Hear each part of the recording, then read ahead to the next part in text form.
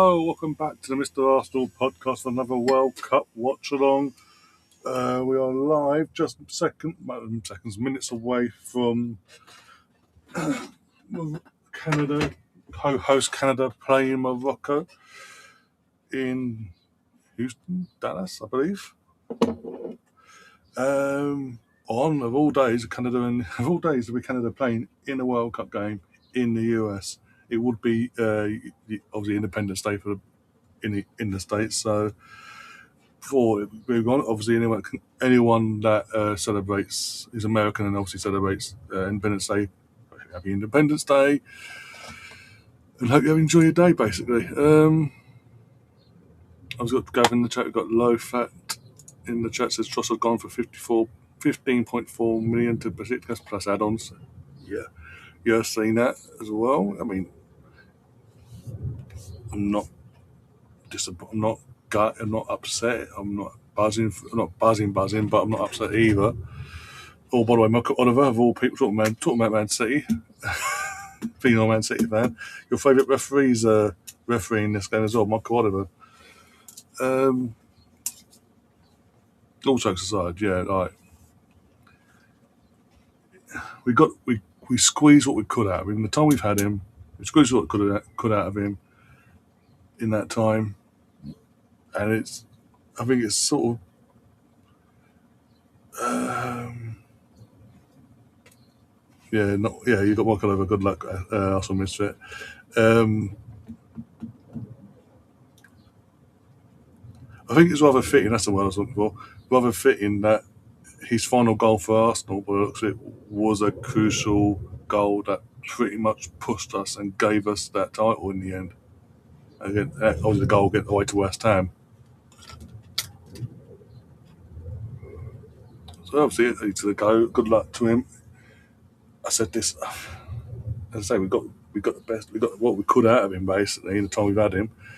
Does need to get rid of Martinelli now, and then replace them both. Upgrade basically on both. Hi everyone, hope you're good. And then obviously Gav's going bonjour.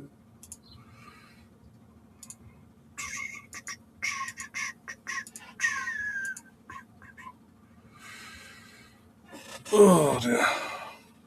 But yeah, team news on. I've got the team graphics on my screen from Morocco.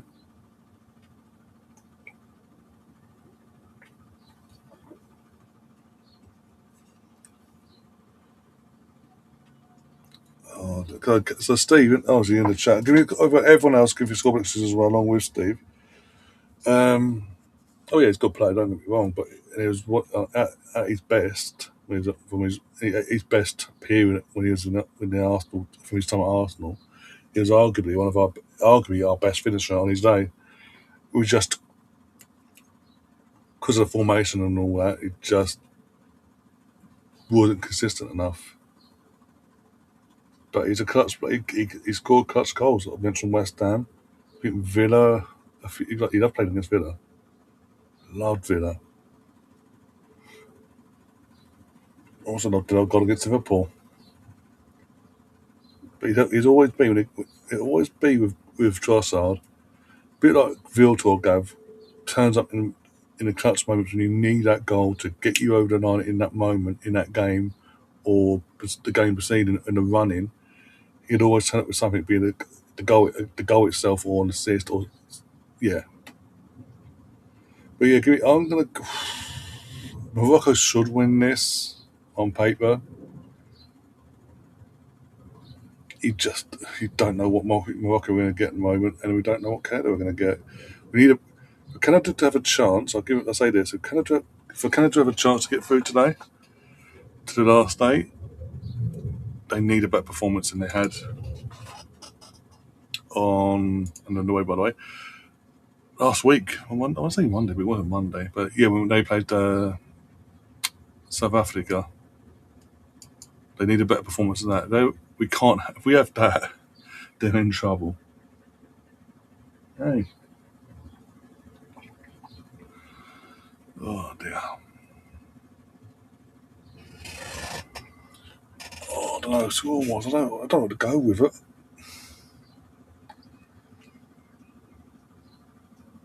I want chaos, so I'm going to go for 2-1 Canada.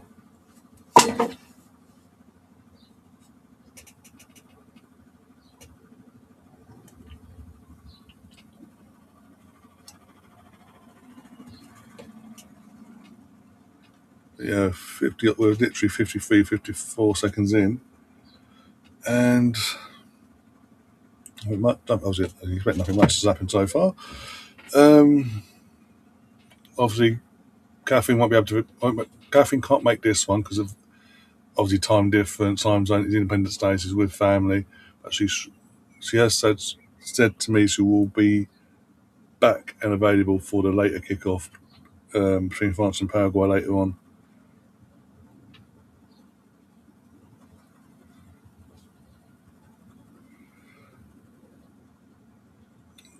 I'm going to say this. I'm going to say this once in terms of the manga. This Jimmy manga. It's part of the preseason. Again, it's like with Arsenal. We take a select amount of our academy players out to pre-season tour, so they get the feel of what it would be like in the as part of the main squad, basically for future reference. Doesn't mean they're guaranteed that just because they're going on tour that they're the first. That's it. They're in the first team for definitely. They're in the first. They're part of the first team for next season. I mean, Wenger famously would would use academy players that were coming through, give them 2 to 3 pre-season tours, and judge them off of that. And after the third one, during the third pre-season, sorry, of having the player X, for example, from the academy, after that third one, or sorry, not after, during that third one, sorry, would be when he decided that player needed a loan out to get more minutes elsewhere, or they were ready to play within the senior team right there, right then.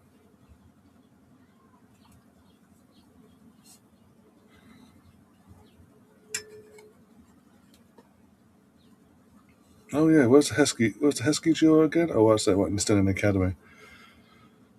Okay. Apart from Phil Foden and Nico Riley, who else has Pep in the nearly 10 years that he was there? Who else did he push through from the academy that's gone on to be that not had a chance at City? And I wouldn't clear Cole Palmer because Cole Palmer, when you went to sell him, was teetering between the academy and the first team at the time. He wasn't solidly in the first team. I think if you hadn't sold him that summer, you sold him. That was the season he was going to be brought in to be a part of the first team properly, the senior squad wise. So I'm not classing Cole Palmer personally because he was just about to get the opportunity to be a proper regular week in week out when you sold him for 40 odd mil to Chelsea. Turns out to be a blessing in disguise. He's on one standout season, and he's got a few injuries nowadays as well. Thank you, come on. So yeah, even if you want to, from your point of view, you want to include Cole Palmer, okay, that's 3 players in 10 years. That's hardly pushing through more academy than Arsenal. Now.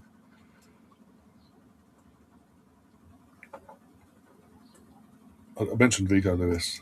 So I'm going to say Rico Lewis, Foden. You want to include Palmer? I don't, but from your point of view, Palmer, O'Reilly. Mine's gone blank for a second. They've got a dog being playing in the backside. Oh! Why did he hesitate?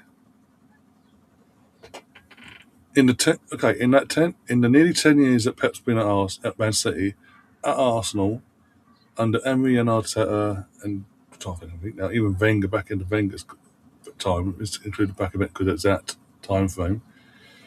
We have brought through in that time.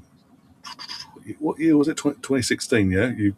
Pep arrived summer of 2016, 10 years ago. This this year, basically. We have brought through the likes of Saka, Emma Smith Rowe. Didn't work out for him in the end, but brought him through. He's now obviously at Fulham doing whatever. Awobi we brought through our academy. Didn't work out, but he's gone elsewhere. But he got a stint. He'd got a long enough stint in our senior squad to try and crack it. There's three there. I'm trying to think, my mind's gone. I think Hector was a few years before Prep, so I'm not going to include Hector. Why is going blank? Eddie and Kelly again never worked out, but he got a fair crack at the whip in our first 11 from our academy. Trying to blank. We've got Max Dowman right here, right now. So good. It's so good. We wanted to bring him into the senior team when he was 14. But now we know for certain reasons that couldn't happen. Had to wait another year. So Max Dowman there. That's 5. It's like there's fucking glaring players that are in my fucking head. That's why I'm pop. But I think. Oh, we've got Salmon as well. Who's in the last year has been more involved in the senior team. That's 6. So I'm already 2 ahead of you. Okay, 1 ahead of you, Trafford. Sancho never played for the senior team. Not including, no way am I including Sancho. I'm sorry. We're not including Sancho. He never played a senior minute for Man City the first time round. Just because you brought him back doesn't count. And even that's to stop Newcastle getting him. You had a buyback clause. Brahim Diaz, how many games do you play for your senior team? Balogun, that's the one. That was one of the flagship of tongue. Was like, Balogun, yeah. So hot. That wasn't Pep though. We're talking about academy players Pep's brought through prior from 2016 to when he's left, and comparing it to Arsenal. Oh, so yeah, we've actually bought a fair share. There's more there as well. Definitely, yeah. And then obviously, if you want to go down the route of, again, did he play? Again, tell me. You're right. Sancho never played any minutes senior level for Man City. Trafford went out and had to come back. What was it 4 years later? And that was only because Newcastle were about to get him, and Man City was like, no, we got a buyback clause. Thank you very much. And now you've pissed it. You've actually pissed him off. He's about to go back out, about to leave again. Brahim Diaz never. I don't remember him playing senior minutes. Liam Delap. Again, give me the minutes of Liam Delap then. In terms of what did you say? Eddie Nketiah had four. Well, I think from the Wenger time, from the back in the Wenger, because we're talking about 2016, yeah. So from Wenger's time, Emery and Mikel, he had a good fucking good few years at Arsenal as a senior player. But the majority came from when Arteta came along. So he only got rid of him. I think now we got rid of him now. I'm trying to think now. Was it last night? I'm trying to think. I don't think it was the summer before. Not last time. The summer before. So what? 25, 24, in 2024. So 5 years effective. Well, 4.5. We want to be technical about things under Arteta. 4.5 years of Eddie. Smith Rowe initially came through under Unai Emery. Was getting blooded in, but got going in terms of more minutes under Mikel. But overall, so 2019 again, he started getting bleeded in. But he's in terms of properly under first team up the rules of regulations I'm putting up here. It was under Arteta, and that was like the 2020. I think it started off well here once there. 2020, and we got rid of, and he got moved in on in 24. So 4 years there, worth of minutes.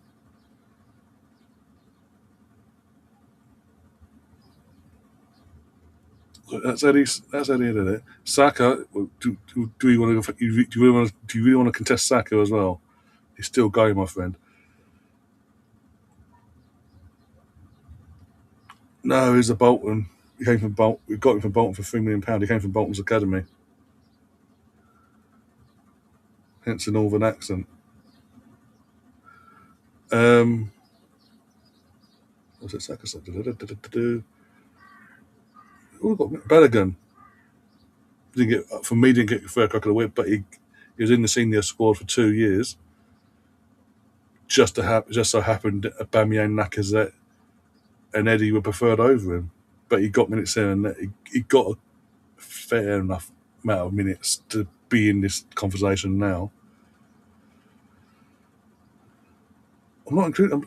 Guys asked me about Rob Holding. Rob Holding actually did start in the 2016 season onwards for Arsenal. We signed him in summer of 2016 from Bolton, but I'm not including him because he didn't come from our academy.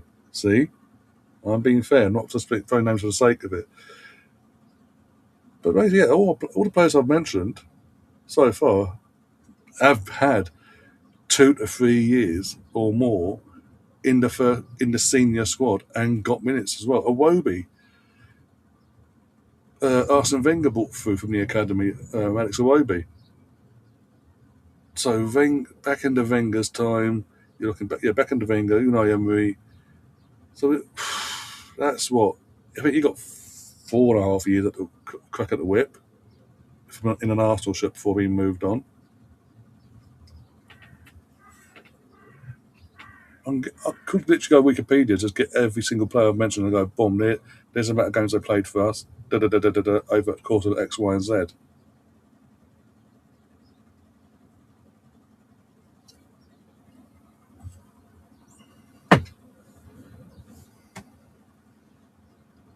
Oscar Bob, you've moved on, but because I've obviously moved other players as well, including Oscar Bob as well.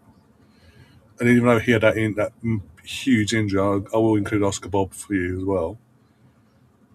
But still, we do again. Like we have brought through plenty of academy players, especially since Mertesacker retired and became the director manager of our academy. I know he's moved on now this summer, but we've got someone else in. But yeah, our actual turnover of academy players getting more chance to be in the senior team and actually getting minutes and playing time win the senior team. Is that an all time high in my lifetime? I'm 37, for fuck's sake. I grew up in the years I was growing up. Basically, the majority of that time, my childhood was played. Basically, obviously George Graham was the first manager, but he went in from when I was born. He went around for much longer, for a few more years before that all came out. But after he was moved on, our turnover bringing academy players in at the time dried up massively in the sense of obviously once he was moved on with the Bruce Rioch period. I say period being like the Unai Emery sort of period, I would say, in modern day for Arsenal. And then Wenger came along, and the only player that Wenger basically brought through in the early years of his tenure was Ashley Cole.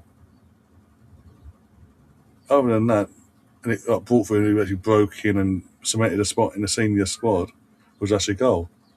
Others had opportunities but never got in properly to the senior squad, hence I'm not including them in that side of the conversation as well, because they got opportunities that just weren't good enough and they got loaned out and moved on straight away pretty much.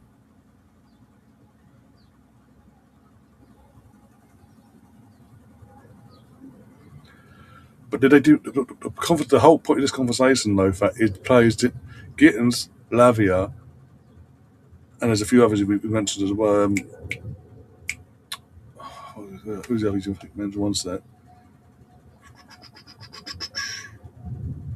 Liam Delaps of this world, Sancho, Briam Diaz, and initially James Trafford until you brought him back. Hadn't take James Trafford at the equation for a second here. All the other players I just mentioned there have never played a single senior minute for the senior team under Pep. That was the whole point of this conversation. Tosin, when did Tosin play for Man City senior team under Pep?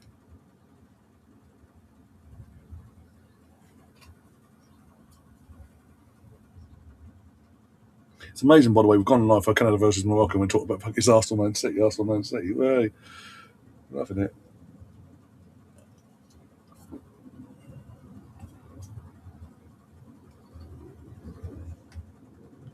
No, but I'm just saying, in terms of what my point was in terms of going back to the Highbury days and under Wenger, and Wenger's initial period, is in comparison to back then to where we are now, we actually bring through and use our academy a lot more than what we used to.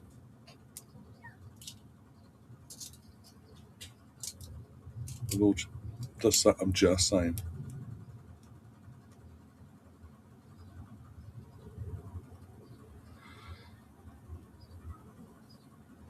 But my point is the players I've mentioned from an Arsenal point of view that we will come through Arsenal's academy initially have initially had a 2 to 3 year spell or more at the Arsenal senior team. The likes of Tosin, Gettins, and Lavia, Delaps didn't get that. Sancho as well. Brian Diaz is playing right now. Didn't get that at Man City.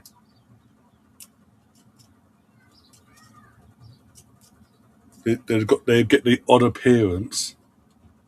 Literally a handful. 1 to 5 appearances, and they're suddenly moved on. The only ones again under Pep's tutelage in the 10 years,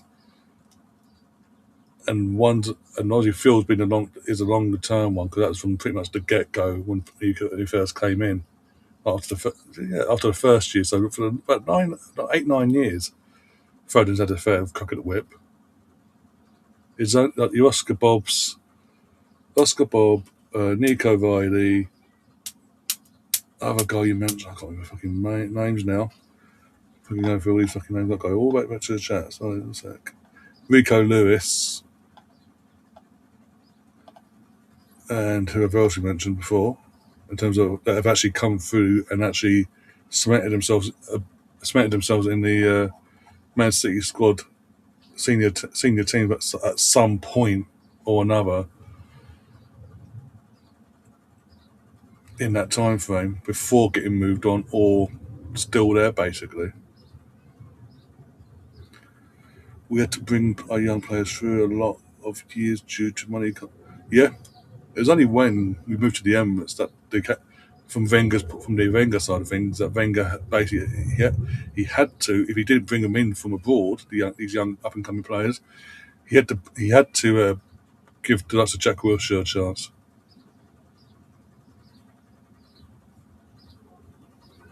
And even then, it was mainly looking back at that. Even actually saying that, yeah, most of our young up and coming players that we bought that we were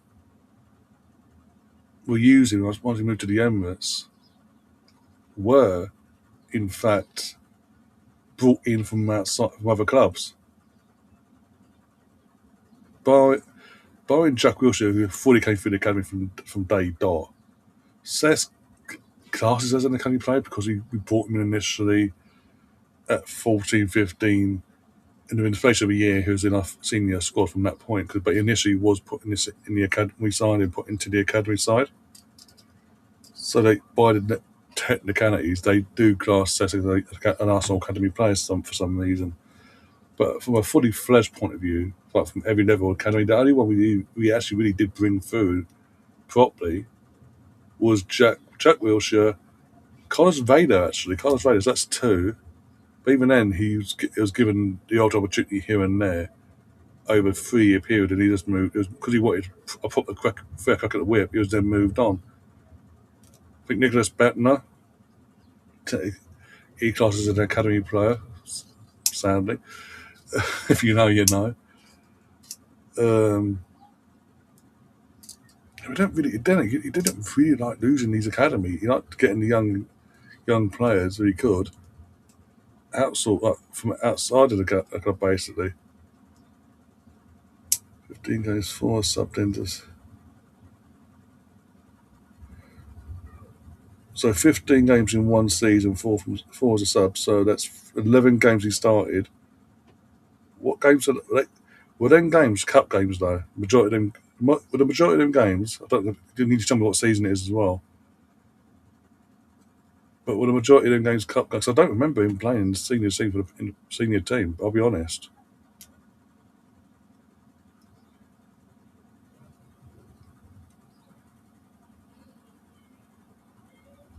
Got the stoppage in the game here, but just before the hydration break takes place. I've got a sub. We're gonna have a sub now because I'm assuming he's not going to be. No, yep, he's coming off. But Morocco number 11. I need to see his name first beforehand. Gone down, needed treatment, and the medical team have advised he has to come off. So that's not good for Morocco. Bit of a slow start for Morocco though. From what I've been watching, the only team that's really, and I did say this before the kickoff, the only team that's actually decided to turn up today so far and actually give it a go is the team I told. The team I said that had to do it was Canada. It's Canada side. The only thing that one thing that has held them back so far is they haven't took their chances yet. Pep loved him. Again, that's cool. That's cool. But I'm asking the question. In that season, he got them 15 games, 4 from the bench. So them 11 starts he got. How many of them were league games as well? But I'm not just trying to nitpick here. I'm just asking out of curiosity because I genuinely don't remember him actually playing.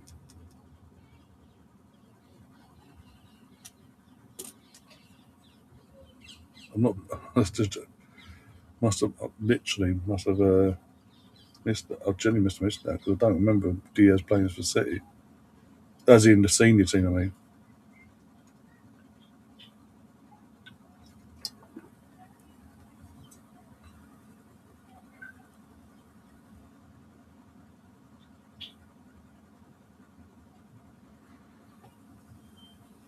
and don't you dare class Savinho as an academy player.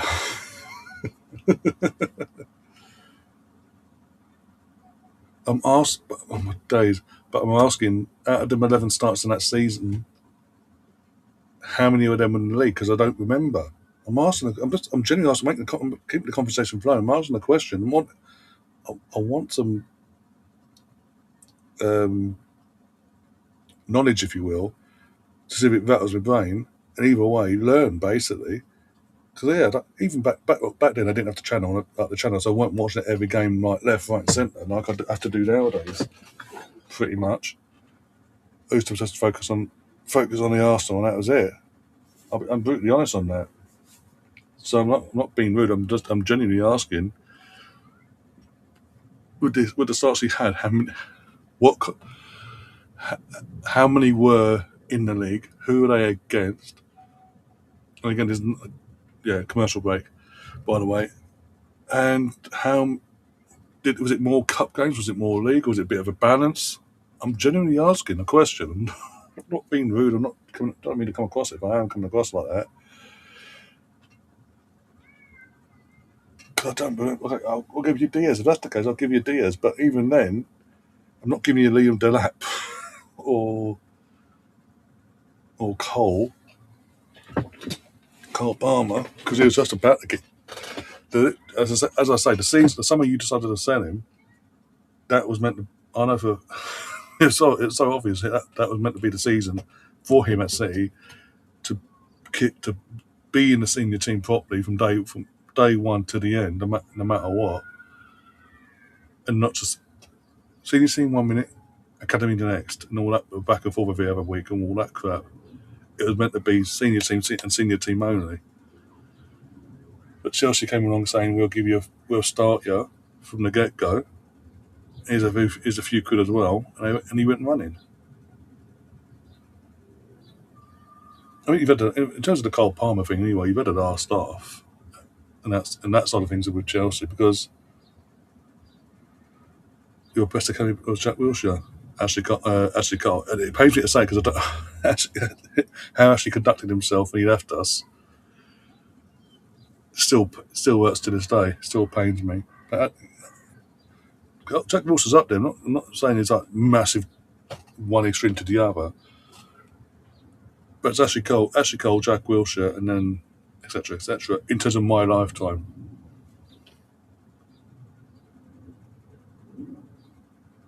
Yes, but it was when he was playing the season before, when Pep was giving him the opportunities. It was like, for example, as Ethan Wanyeri, who was just been loaned out as well. Well, I can class Ethan Wanyeri technically.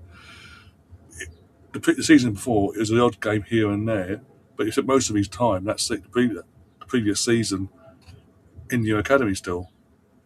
The summer you sold him, Pep had already decided to bring him in properly to the senior team full time. But Chelsea came along and ruined that idea basically. But you had to, again with Cole Palmer, you had the last stuff because you got £40 million pure profit plus add-ons, all in pure profit. He's had one standout season, and since then he's either been injured or his levels have dropped off compared to that season. No, I don't think he did. In hindsight, in terms of since he's left City to go to Chelsea, he's had that first season at Chelsea where he was above and beyond their best player. And now everything going on at Chelsea, he's sort of leveled out. He's plateaued, in my opinion. He's plateaued in terms of we compare that season to where he has been since. He's either injured or his performances aren't where they need to be, or where they once were. He's not as reliable as a goal threat like he was in his first full season at Chelsea.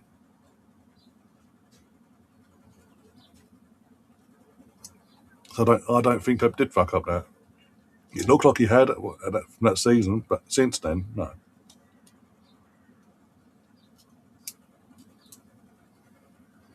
But the whole point of this conversation, Gab, is that players that have actually come through the academy and broke into the senior team and had a good run at it, basically. Before, even if it hasn't worked out in the end and they've been moved on, they do. I do count them, as long as they've had a fair crack at the whip, and not just they had that one, a few appearances here and there. Then we moved them on. God save them to keep that. For example, I'm trying to fucking think now. For example, the guy that's on bloody Sky Sports, Jay Boyfroyd, again came from our academy, never broke into our senior team in his time. It never was. To be fair, he's a striker, or was a striker, sorry. And at that time when he was at the Arsenal academy, look at who he had: Thierry, Dennis, Sylvan just came in, and Noaka Kanu. So he had no. But my point is, yeah, he came from our academy, but he didn't actually play senior minutes and was never part of the senior squad on a full-time basis. So I wouldn't class that as breaking through at Arsenal. We moved him on, and he had a career elsewhere, but he didn't break through at Arsenal. Do so well, Steve. Yeah, you do, because that's the thing. This is the one thing. This is the one thing Arsenal need to improve on, is having a bit of a backbone and going and actually keeping up with the time and going. You know what? You want this player?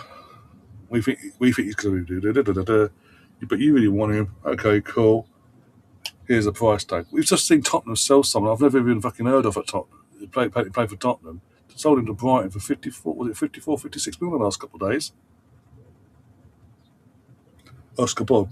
We have named loads of Arsenal players that only played a few games for Arsenal. Jack Wilshere didn't play a few games. He would have played a lot more if he didn't have injuries, but he played more than a few games. Zinchenko's not an academy player, but anyway. Zinchenko to Arsenal, 32 mil. We got him for 1.7. Again, that was good business. And again, the Premier League tax, the technical rival tax, and all that. Alvarez 14, sold for 80. You are good at you've got people in their right positions, and I think that's what. Once now we've got with Edu, we never had that. We had Edu, and whoever his team was, and we saw in the documentary the whole Aubameyang thing. They were very sort of timid in terms of negotiation side, the negotiation side of things. It does seem now getting Andre Bursa in, and how he's still assembling his team around him, be it the new academy manager, sport people, the guy who just got us, but all the sort of senior roles in and around him as well that work with him.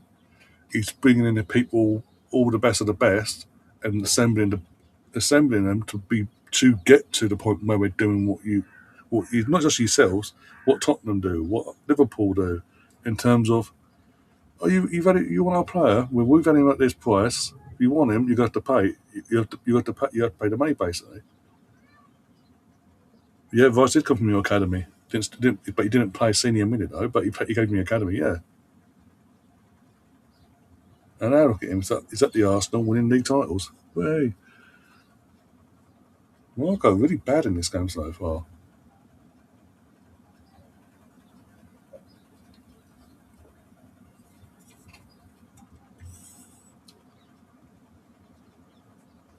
They've barely created any chances.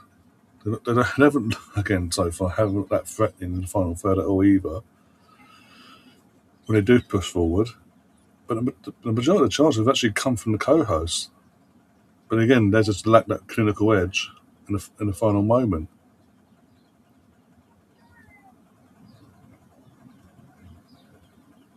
But yeah, Smith Rowe got more than a few games. So did Awobi. So did Eddie. So that's all that crap, Gav. Yes. Yeah.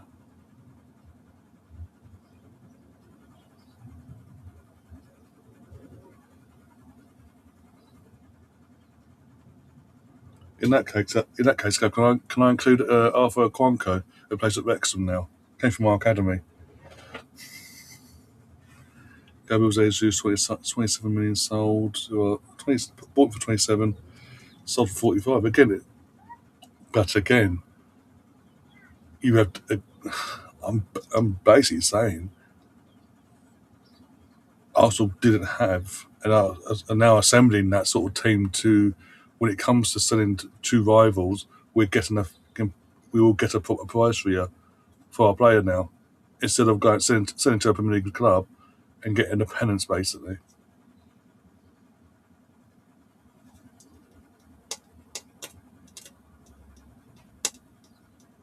No, but I was going to say, it's like, okay, let's start including our players that we. Victor Manone, you have to include him as well. He went to Sunderland and had a bit of a career there before that went to pot.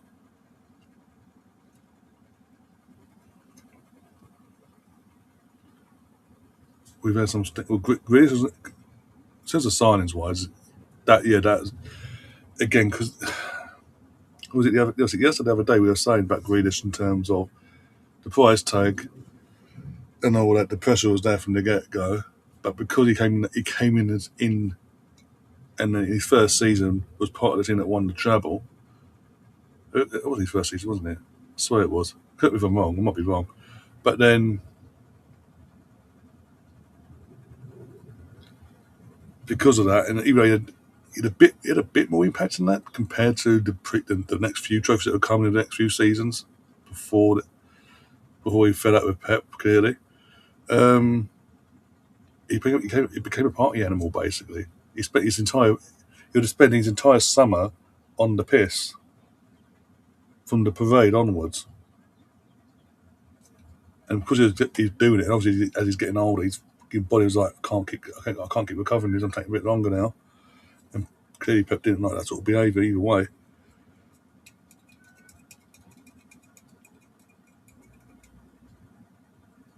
I say at any point this week, in the next week and a half, because in the next week, I say in time between now and the next week, because pre-season, our first game of pre-season is Saturday the 1st of August.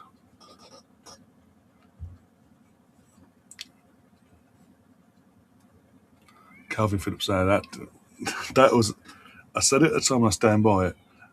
City signing Calvin Phillips was and only is one of them signings where, I mean, Chelsea did this with us but I'm trying to fucking think what year it was.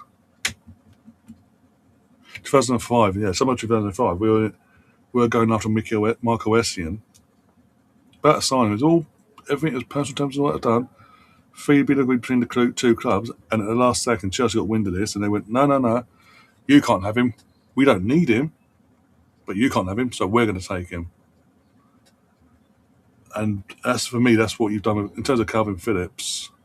Going to sign for Calvin Phillips from Leicester City. He was heavily. Remember back. He was heavily linked to be moving to Liverpool. Again, he had agreed personal terms. It was just sorting out the fee and all that. And he was sort of regarded as a really good prospect for any club that signed him. Taken from Leeds, he'd do really well. Man City, obviously, with the old Liverpool-Man City rivalry, so to speak, were like, no, not having this. We're going to have him. We don't need him, but we're going to take him. And basically ruined his career at the same time.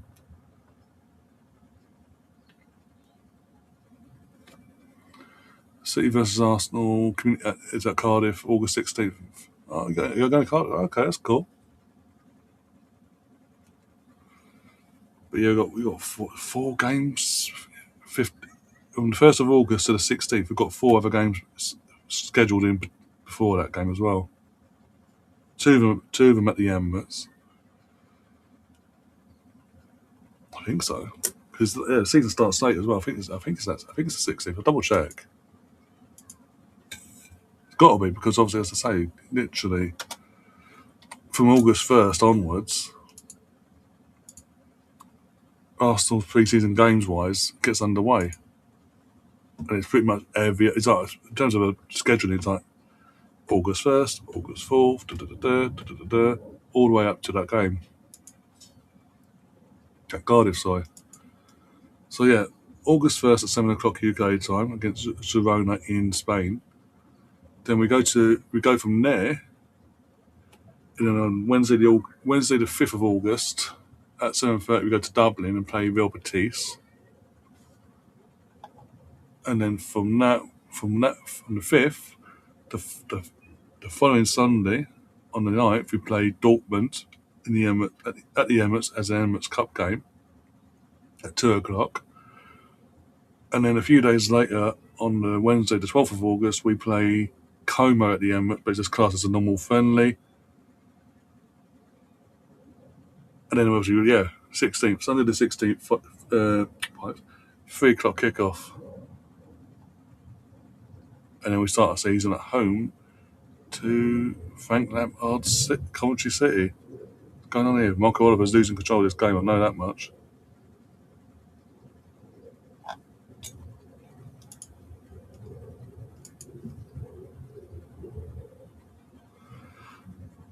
It's a game I don't want to win. Nothing to do with the dreaded Community Shield curse then, is it? Nothing to do with that, no. Yeah, as I say, the Community Shield jinx, yeah. But the thing is, you've got to be careful, because Liverpool, remember last season, again, on this channel, my channel, Mr. Arsenal Podcast, me and Liam covered the Liverpool Palace Community Shield game. And even though Liverpool went 1-0 up and all that, and Palace came back, it was very much evident once Palace got back into the game and they equalised to make it 1-1, Liverpool didn't want to win. But the players were making it blatantly obvious, that they didn't want to win that game. Even in the penalty shootout, even with like the Eze not missing pens, the Liverpool like, hold my beer, we're going to sky it into Rose instead. Every penalty was like getting skied, basically, from Liverpool. It's like they did deliberately went, no, we don't fancy the Jinx, we don't fancy that, thank you. And the Jinx went, because you've deliberately done this, you're gonna get hell anyway, basically this season. And look what they got. Hence why the Jinx didn't take a full effect on Palace until, was it December, January time, when they started plateauing out from their great starts of the season and started plateauing out league wise and dropping down the league positions basically. Because the Jinx was too focused on Liverpool, who deliberately tried to fucking lose.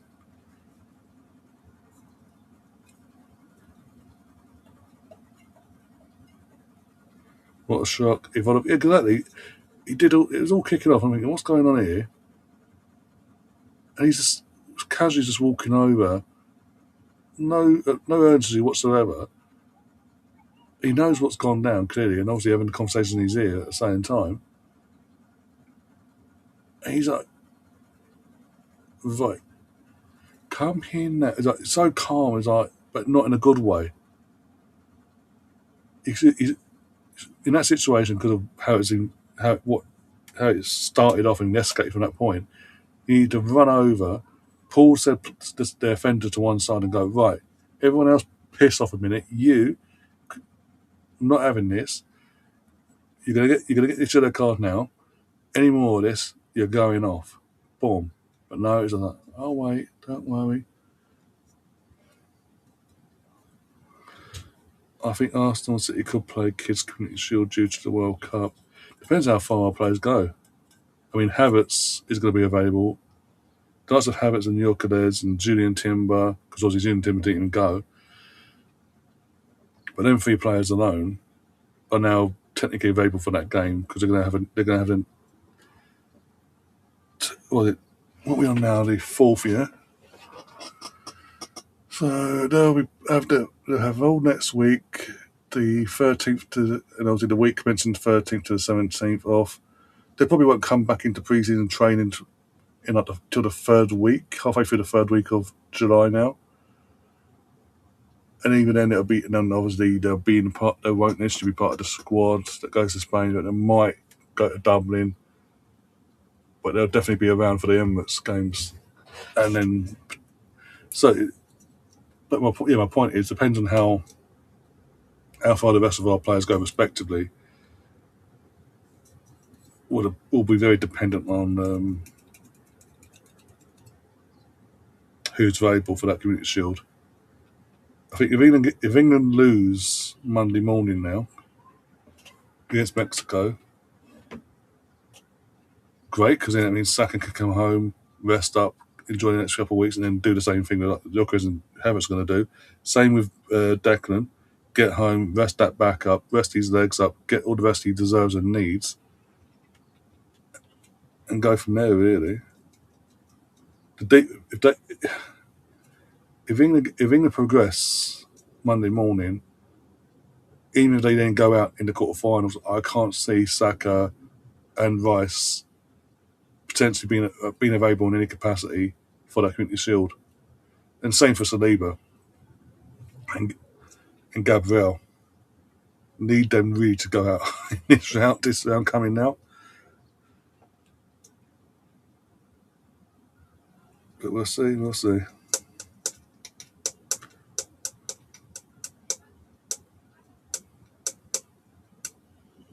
I'm assuming you'd rather Norway lose tomorrow as well. Yeah, lose tomorrow against Brazil. Because you get Haaland again for the same situation of Haaland, and then come back, go off for a couple of weeks on holiday, and then literally be somewhat available for the start of the season.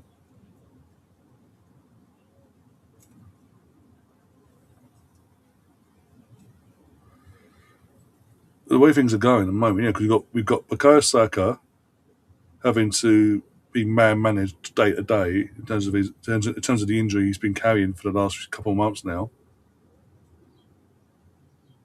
Having that being man managed at the moment, you've got Declan Rice getting run into the ground because Tuchel didn't think to bring in anyone else in midfield that plays in that same role as Declan does in the midfield side of things.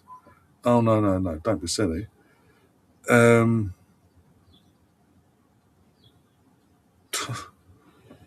so yeah, we're seeing him literally hobbled off, putting ice packs on his hamstring, like he's literally putting himself in a mire here.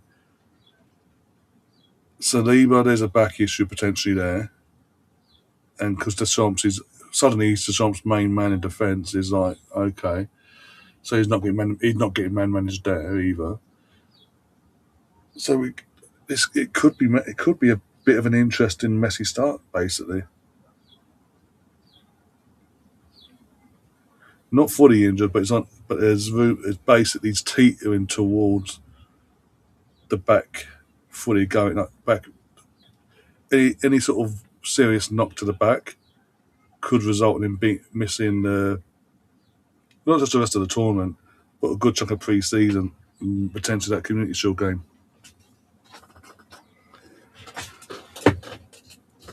It's not. It's we are. It's uh, these not just Arsenal in terms of to this point before the World Cup, but even during the World Cup now, you've got managers now teetering and tempting fate. Not just for Arsenal players as well, in general. I mean, just be clear. But low fat, Gavachelian, anyone else will tell you. Well, this time last year when you had the Club World Cup, I sat here and I said, the deeper Chelsea and Man City go in this competition, the worse it's going to be for them for the following season. So Chelsea is, for many a reason, that season happened the way it did in the end. But we saw at the start of the season, both clubs had major fatigue and injuries throughout their entire squad. And Gabriel, yeah, Gabriel's good, as far as it stands. Touch wood and all that.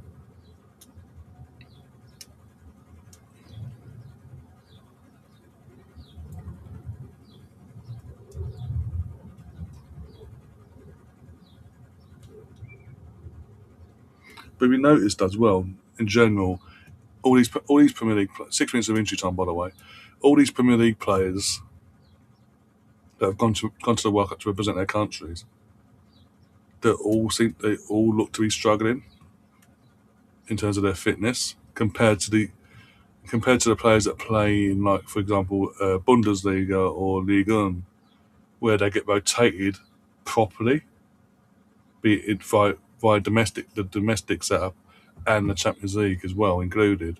They get rotated more on a more regular basis, so their fitness levels and the chance of fatigue is a lot less.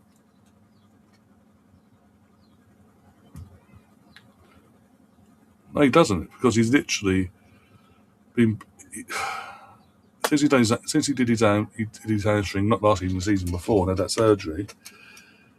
He had a setback at the start of this season just gone. Had a little setback. He was out for a few weeks there. But then we're running him because Noni's not good enough to be a long term squad rotated in and out player in that position.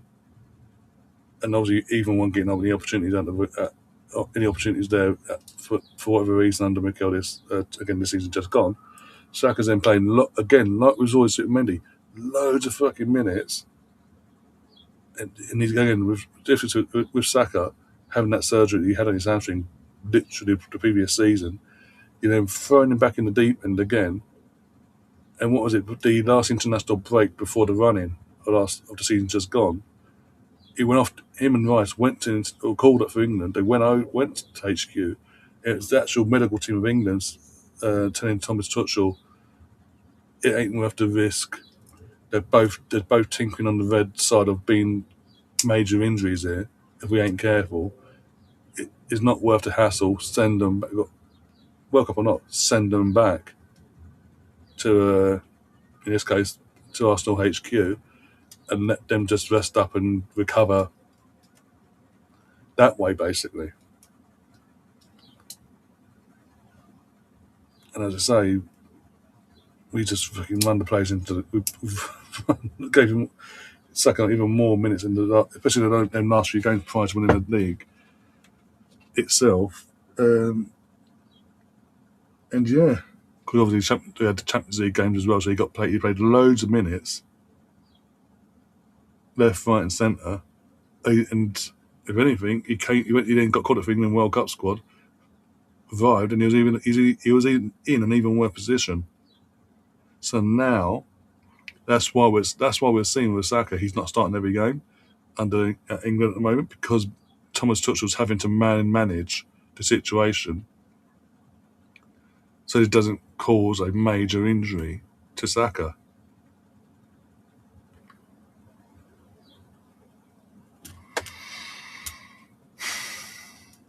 Now, if this was Southgate, though, if Southgate was in charge still, he wouldn't give a toss. He's proved it over the years prior. He would have continued to play Saka as a starter and run him to the ground no matter what.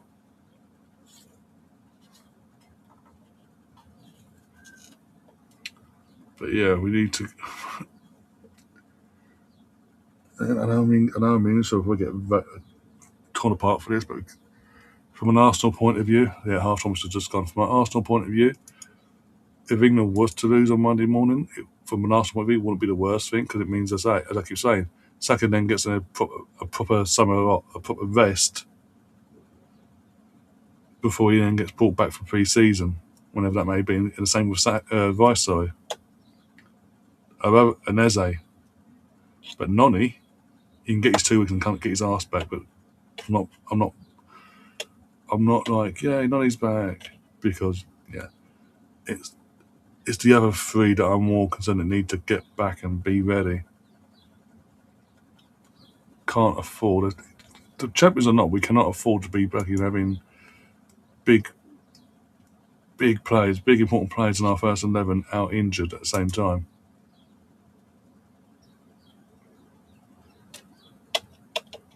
And this is why, even though it's a World Cup, we need to get most of our business done as early as possible, well before we play you in the Community Shield. But yeah, 0-0 again, as you can see in the scoreboard. No clear-cut chances just yet. And then since that incident about 10 minutes ago, Oliver's become very trick happy with the yellow cards. That's all I'm going to say on that matter. But yeah, it's just a bit meh at the moment. I don't know, talk about fatigue and all that. As a squad there, I say squad, as an 11, plus the sub that's come on for Morocco, they look shattered. By the way, I know Tom was in the chat before. Hi, Tom. How you doing?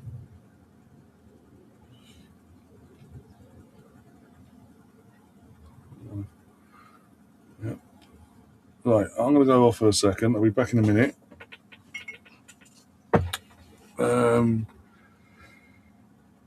Yeah, I'll be back in a minute. Literally 2 minutes. I'll be back. So I'm going to top the drink up because I've got a sip left and I'm buggered basically. So give me 2 minutes. I'll be back.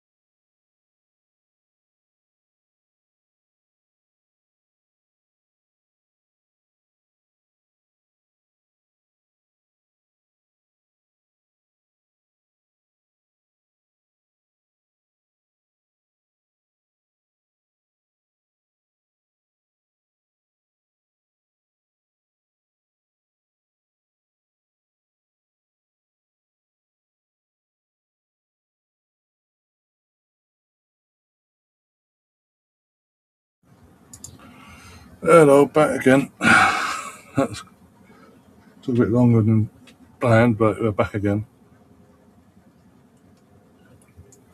Just in time as the players come out for the second half, by the looks of it. How about that? But yeah, trying to get back to the game here. Second half, are we hopeful this can get done in the next 45, or are we thinking this is going to go distance again and another penalty shootout, potentially?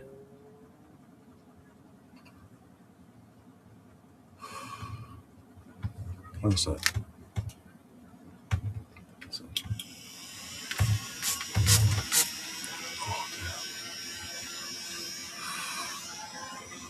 Second rebounder, fucking, what is it, 26 currently, blimey. Feels hotter than that, trust me, I've got no breeze either. So the second I'll move and then sit down. Yeah, drowning basically. Oh dear. It is what it is though. Oh dear.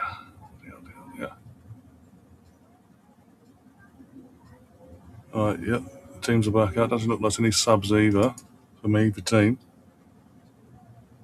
Nope. I was just waiting for Oliver to give us the go ahead. Hopefully we'll have a better second half. And we're off. Come on, Canada, please. Please.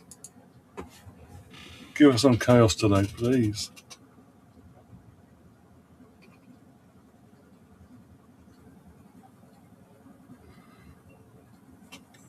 I think you need him to come on sooner rather than later, though.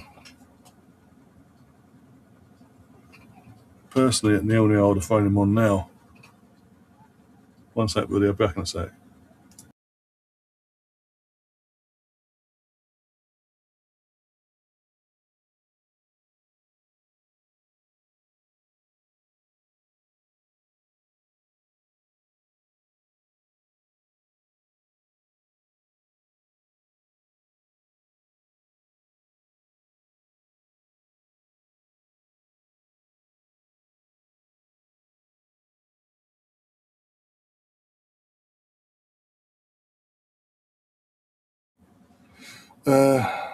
So yeah, Woody, sorry, I had to come off for a second there. How did you feel about Stanwell? Getting excited about it, happy about it, buzzing about it. Whatever word you want to use. I'm that basically in a positive way, obviously. Yeah, look at again, a new number 4, solid, WSL proven as well. Can't ask for much more, and again, denying this connection to most of our United Nesses that we've got, so won't take long for it to settle in either at HQ. Yeah, expecting big things basically. Was it a 3-year deal we've given her as well? So yeah, genuinely can't wait. It's the first of many as well. First of many over the next couple of weeks.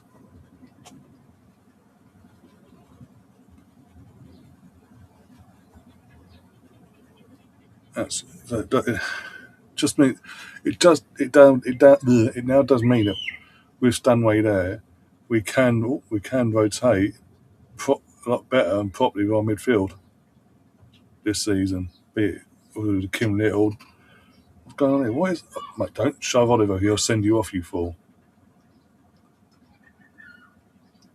There's no just don't give him the don't give Oliver the opportunity. Of all people you don't give the opportunity to, he's the one you don't give the opportunity to. I mean, there's onside there. I don't know where the offsides come from. It should be a corner. It is, I was going to say.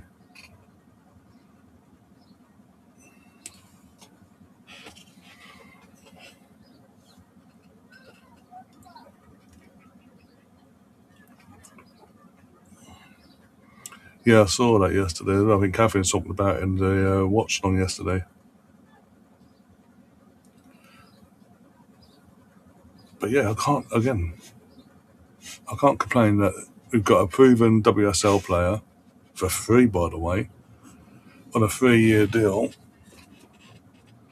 who will add what we need in that midfield that we've been lacking, especially last season.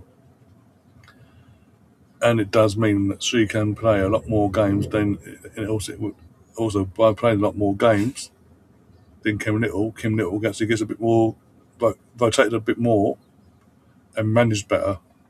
Basically, if that makes sense. Yeah, saw that. I was like, what's going on? If that was the other way around, the guy would be getting sent off. Wait, you come here. Yeah, I'm talking to you. No, chill, lay down. I don't want your hot breath on my leg.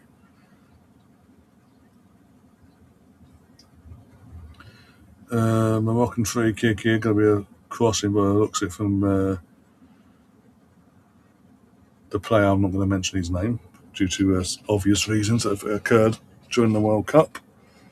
No, you're going to be trying to be sneaky. Oh, it's 1-0 Morocco. Oh, an assist from that bastard as well. Oh, fudge. Don't deserve it. They really don't deserve it, but hey ho. We got our first goal, but it's not for the team I wanted to go to. Because now Morocco, as crap as they've been, they're going to stink the place out now.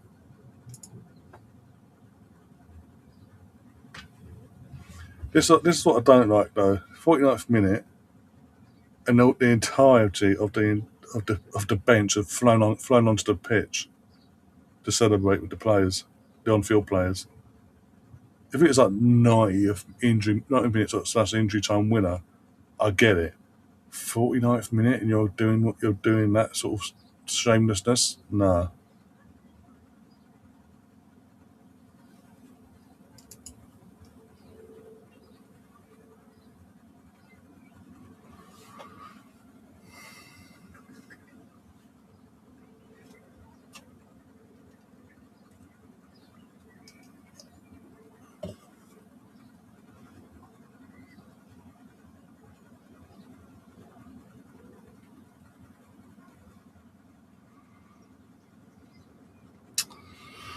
Heads up, Canada.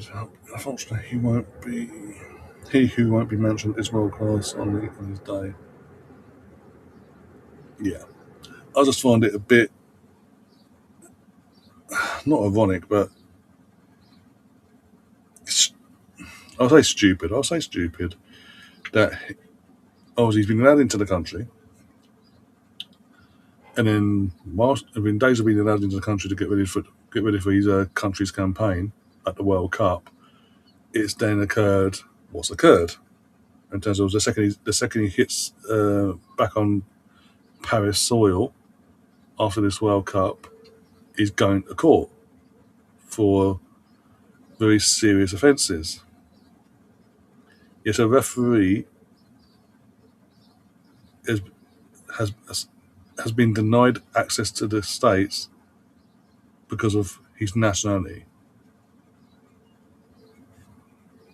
Make it make sense.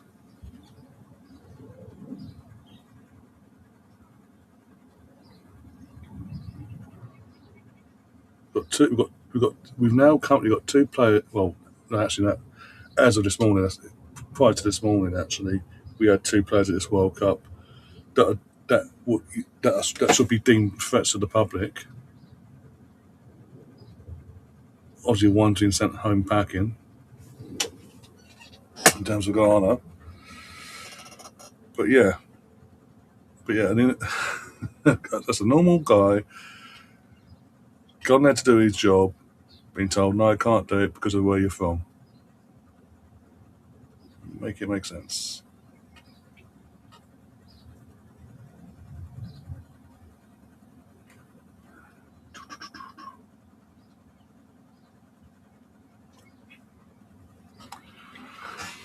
Oh dear.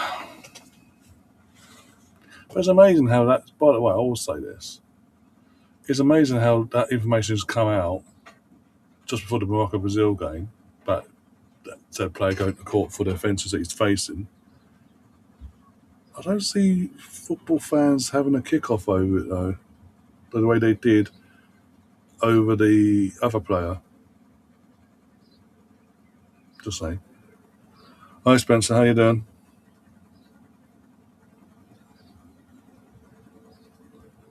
It looks like Morocco are going to crap house their way to a last state spot.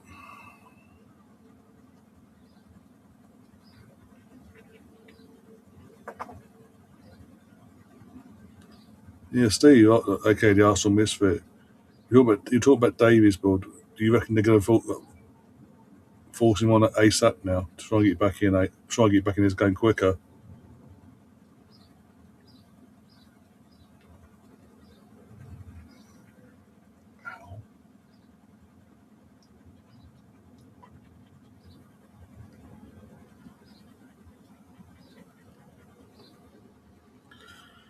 Oh, go on, can I come on, come on, come on? Oh, didn't fucking pick the right player.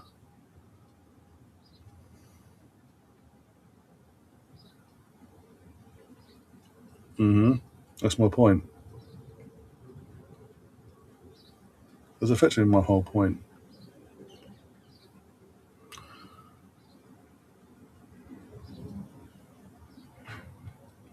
Especially not just any criminal, but the offences that they're facing as well.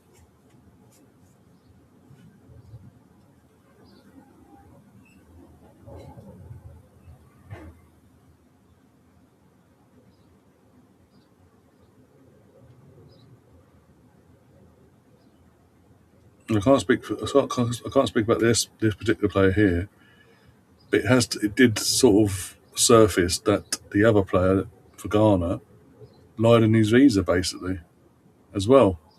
Knowing that everyone, I mean, anyone that's involved in football as a whole, be it playing or players or fans, whatever, know that situation, and especially since that player's been charged in the last 12 months since he'd been released.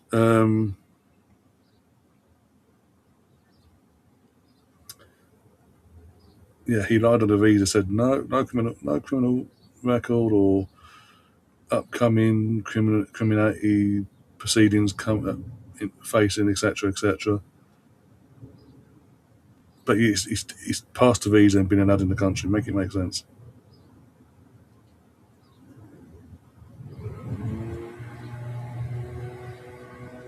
It's not good for Ghana either. The fact he got picked.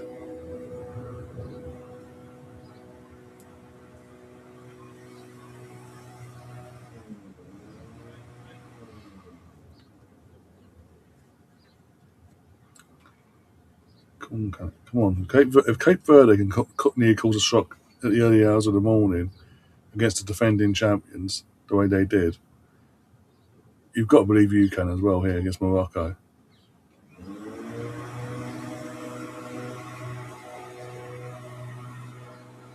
TP and the Moroccan captain, and basically how they're they're both been allowed to play, and how certain people and how a certain ref was banished just because of his nationality. Basically, it just doesn't. The whole thing doesn't make sense. I'm just saying that doesn't make sense. I don't want to go deep diving into it.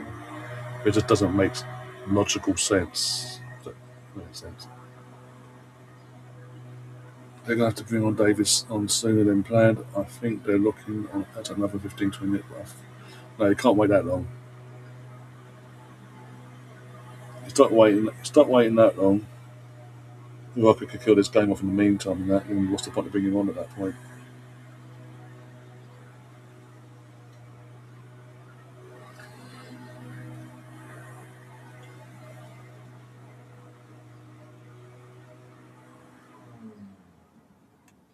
There's a corner or a throw. They've got a corner to come to here. Also, this again performance-wise from Canada has been, even though they're 1-0 down, as a whole, the performance has been better in this game than it was against South Africa. Yeah, I covered the game with you on the chat on here on the channel. I was covering it. I was like, no, it's just like it's literally like because literally talked about it. Obviously, centre back. He looks like centre back. He's built like a centre back and all that. And what did we see in the Germany game against Paraguay? Bloody Tar step up, look like a centre back, and then sky into the fucking nose head.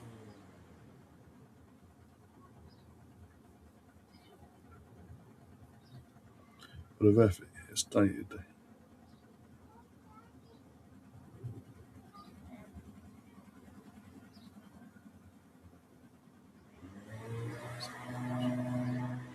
but they're not. Apparently, they've said this. I think apparently, yeah, I've seen that the hierarchy have said this, but when the media have gone, oh, can you show us that? Give us some sort of inkling of proof, basically, just so people can then get off your back and we can back you up. Then nothing. So it's like again, it is what it is, but in that sense, but it's just like either way, you're still letting two people that have got a certain situation face court procedure wise facing them coming up in the next however long can technically be deemed as threats to the public.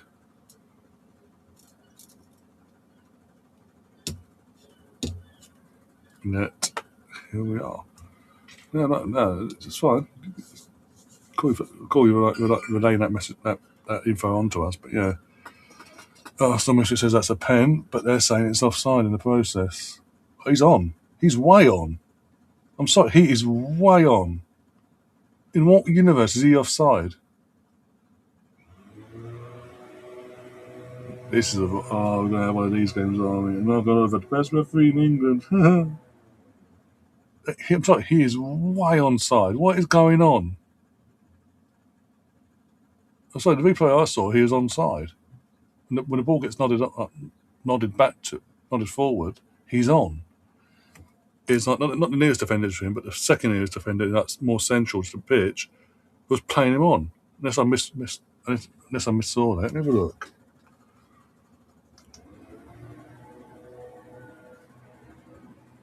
Joys of watching this live.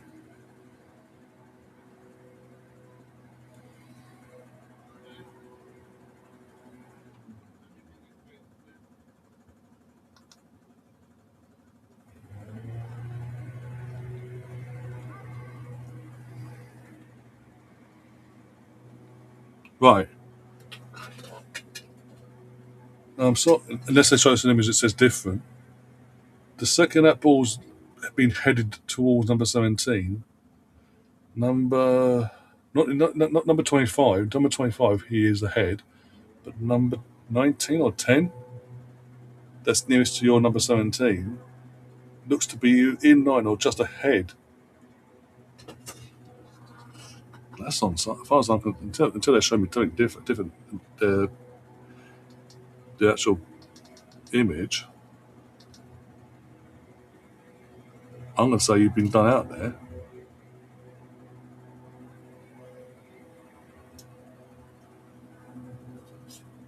Probably arm off if tight. Well, honestly, the image. If they don't show us the image in the next 2 to 3 minutes, there's something dodgy going on. Yes, I'm going down that route.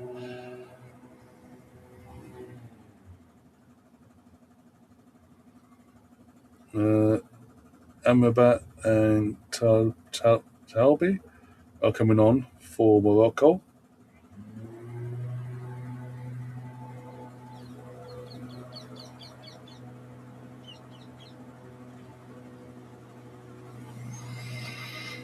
Obiardi's off as well. Okay.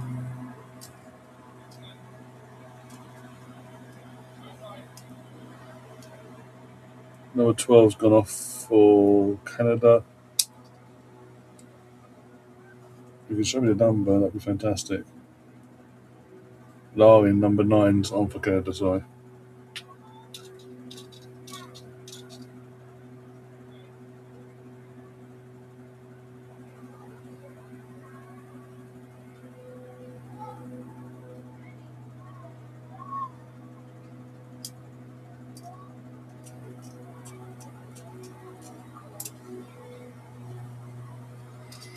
Yeah.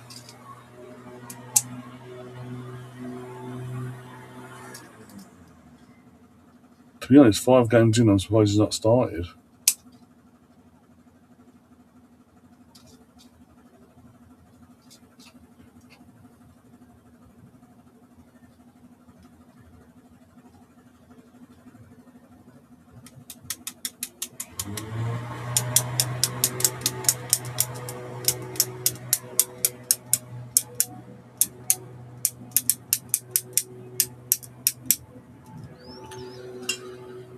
Oh dear.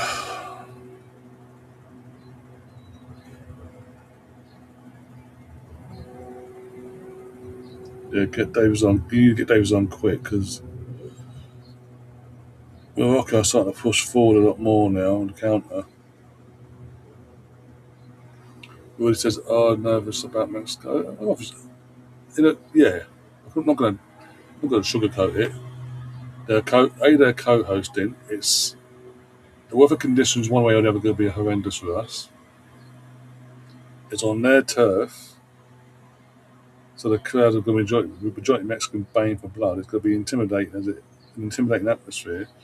We've got fucking Rice needs fucking last leg space before he fucking hamstring snaps by the looks of it. But he's going to fucking play sadly, or at least start basically.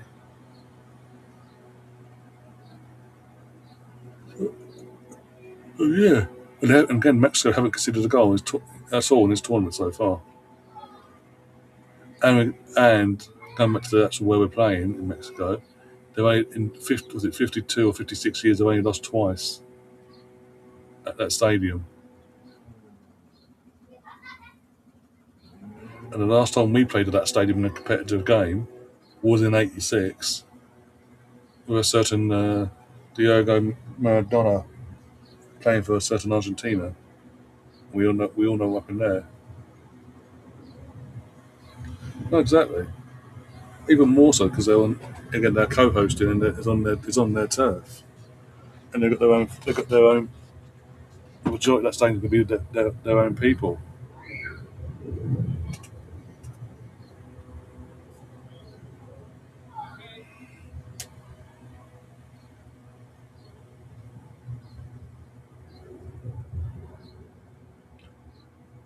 So you're saying an offside? Oh, he is offside. Okay, this time he is offside. It's amazing, by the way, they're not showing us a 3D image of the other so-called offside. Just saying. That still hasn't dropped yet. Just saying.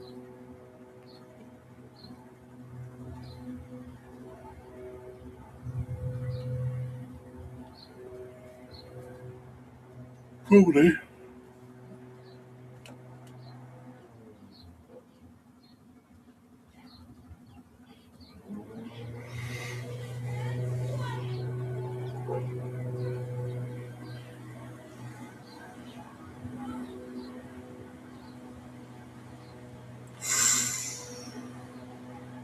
In the 50-50, win it.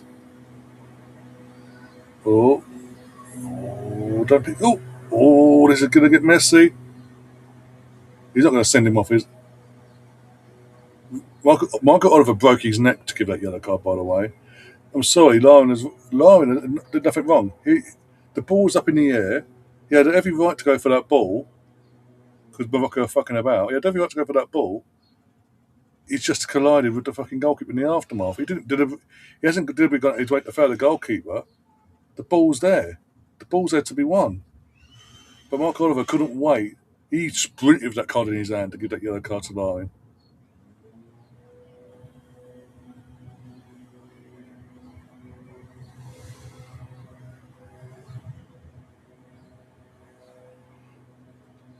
Ooh, Drake's break. Everyone adverts play for Americans.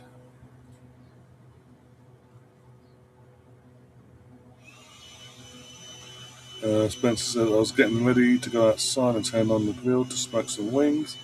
It is damn near 100 degrees outside. Yeah, that wouldn't be my idea of putting more heat into the air, basically, if I was you. But either way, either if he touched the keeper or not, it's not deliberate. He's not going out of his way to deliberately hurt the keeper. The ball's there to be won. He's got every right to go for that ball the way he did. Simple as that. But Mark Oliver sprinted with that card and went, no, you can't do that. Yellow card. I'm not going to wait for any instruction from anyone. Yellow card.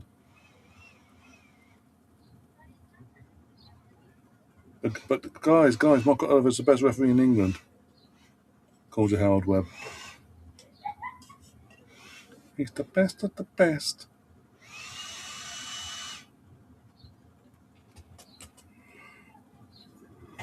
Need a permanent drinks break in the year. Oh dear.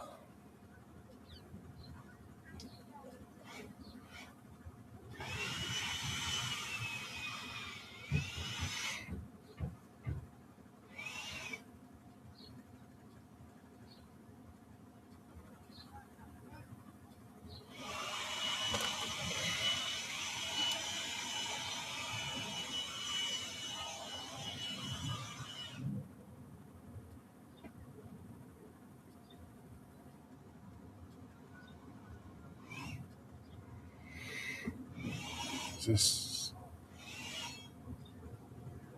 are you gonna make a sub, mate, or you just Mike Dean hold my coffee? Yeah.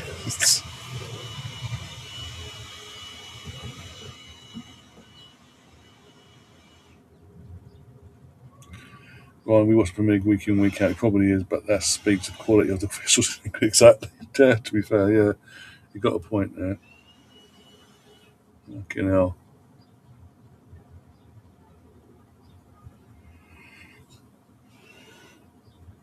Yeah. Well, it's fun here because I'm doing it for the next game. What time is the next game, by the way? Let's have a look. 10. What's it like now? 7:30. Okay. Big 20 minutes left in this game. Huge 20 minutes.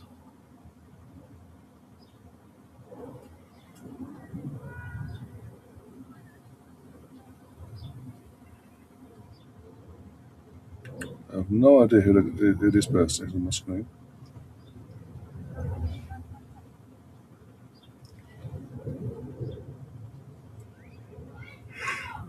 Oh dear. Right, let's go over here. Do that.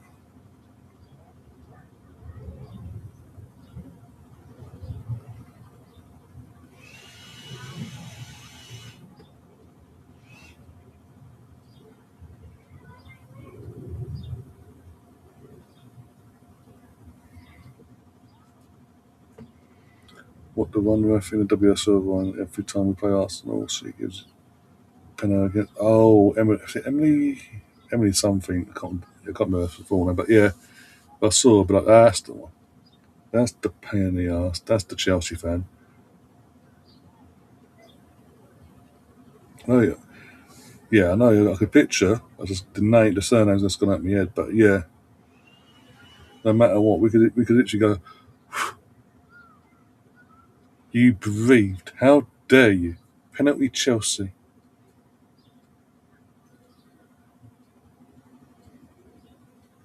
Especially at the bridge. Those doing it against us at the bridge, that ref.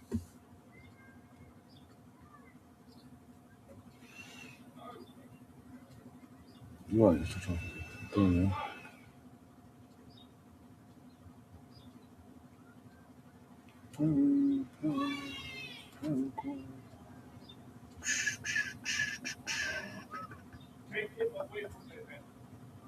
Okay.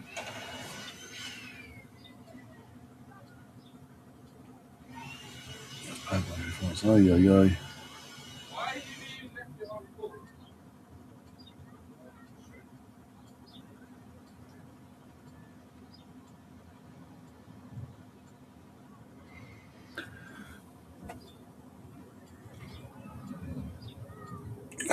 Emma, last season, she gave us a few calls, I won't lie. Yeah, just a few.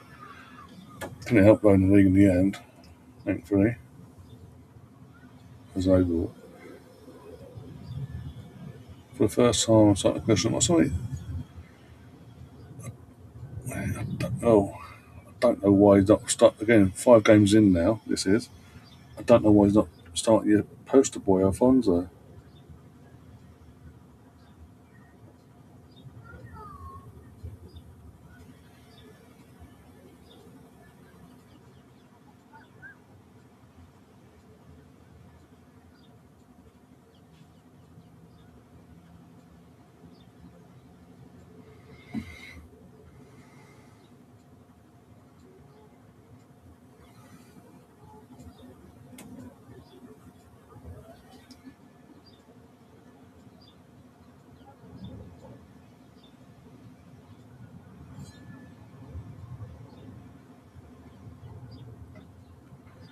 Philadelphia.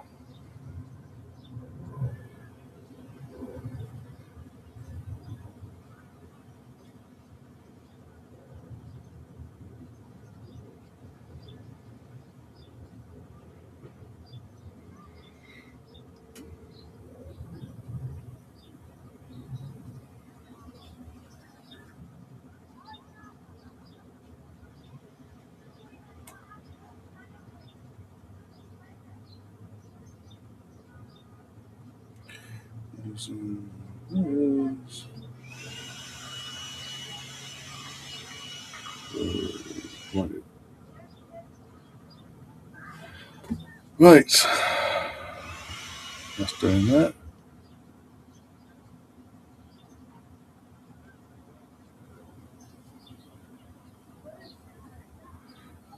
How many people call it? Depending on time the game kicks off as well. I think even if we lose, even if England lose, I think depending on what time the game kicks off, I think there'll be a lot of the sick call for school, college, and uni and work all throughout.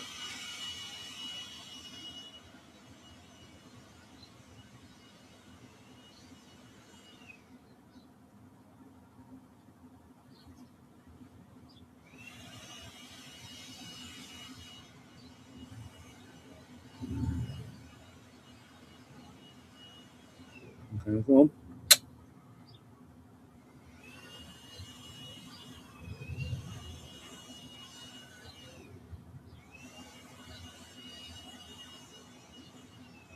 Oh, got a free kick. Yeah, free kick.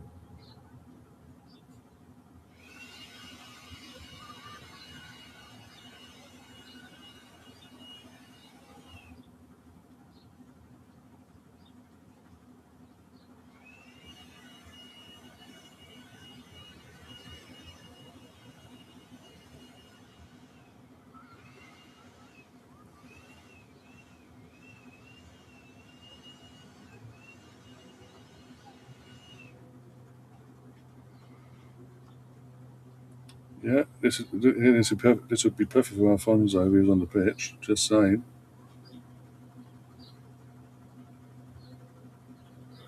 I said it should be treated as a national holiday, but never. It won't. The only way the only way it's going to happen is if England actually win the World Cup. That's the only way we'll get another bank holiday this summer.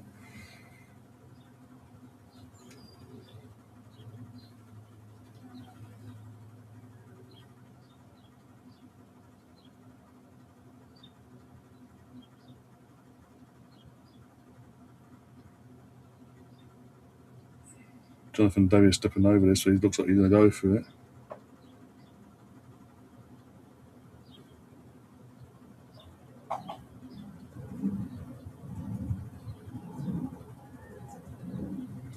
Jonathan David goes for this, he's going to hit the wall. Either hitting the wall or going into Rose Ed.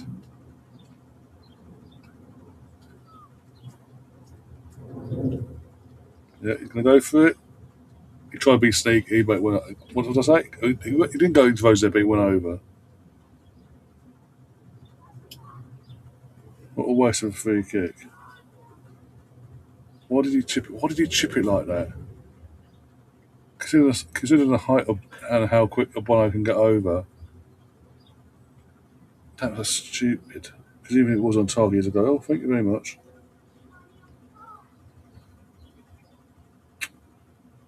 Fuck's sake.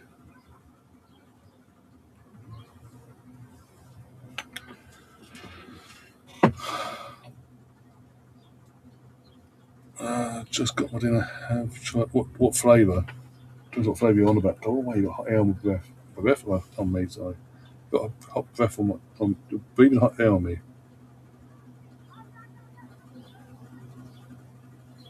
Muggy as it is. Why is he going for the? I mean, he got a corner out of it in the end. It's on target.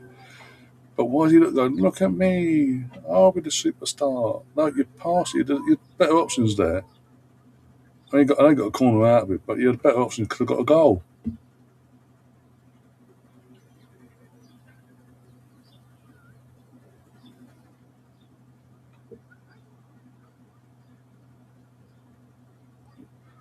Oh, cream soda basically. Yeah, I've tried it. Not a fan of it, to be honest.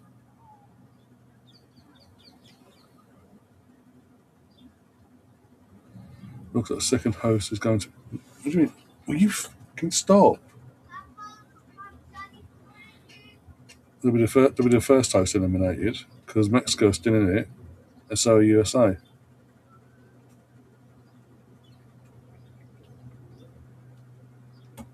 Like, can you please stop moving hot air on me?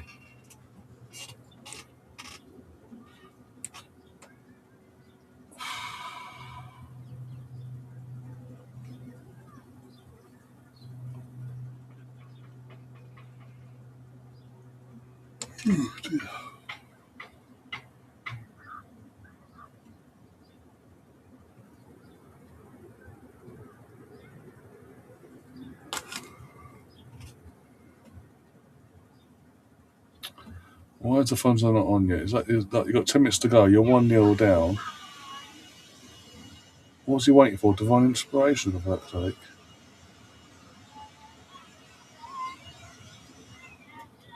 I mean, that should be a yellow on Emma back, but okay. Just a free kick.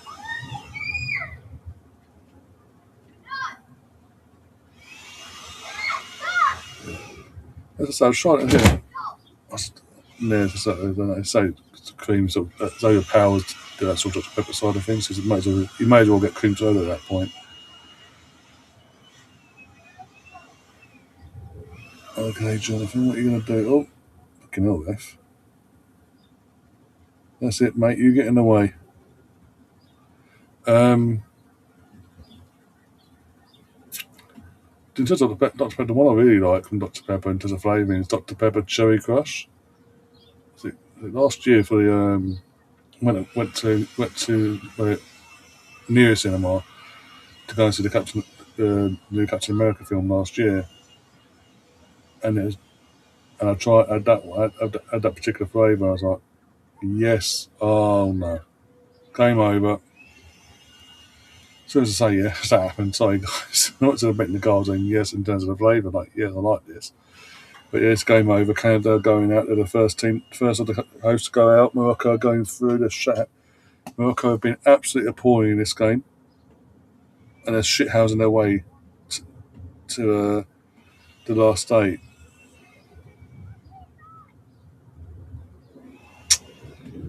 What was it if Morocco and certain referee calls going their way this year as well in big tournaments? Again, by the way, it's been 15, 20 minutes. I'm still waiting for this 3D image of the so-called offside for the penalty call.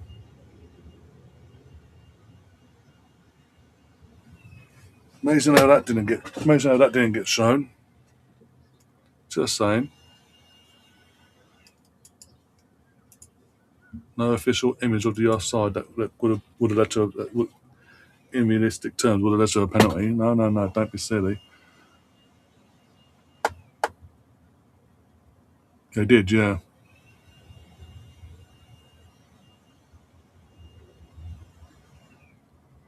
And then they complained that they cheated their way to AFCON final, allegedly, in terms of getting all the calls their way because of the host and this, that, and the other, whatever. The whole product's beyond that. And then when they lost the final, eventually, they cried like see you next Tuesdays until the powers that be changed the awarding of the trophy from the actual winners in Senegal to them.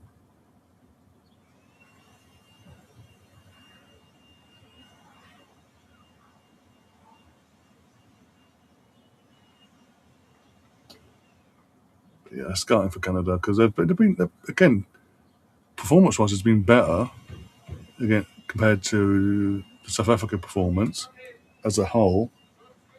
I don't know why he's waited so long. And it's still not brought him on, by the way, in terms of Alfonso.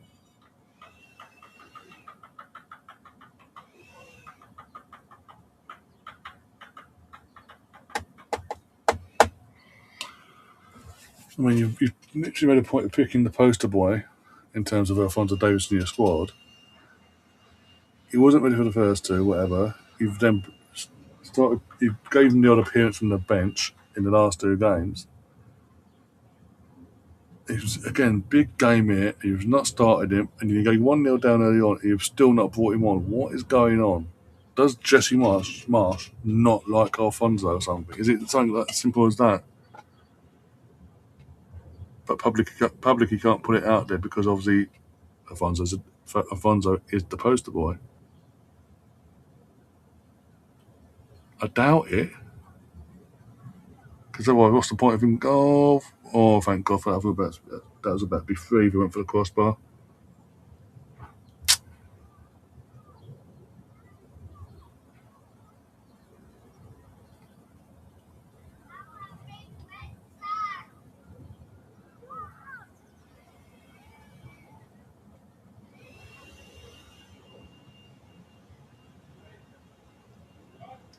Come on, Jesse. Come on, get Alfonso on. That'd be fantastic. Would have been flagged for offside potentially.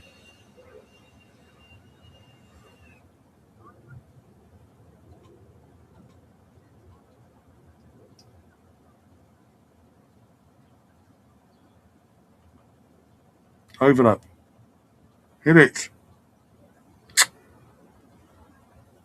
Look like a fucking ship. That ain't gonna do no well, is it?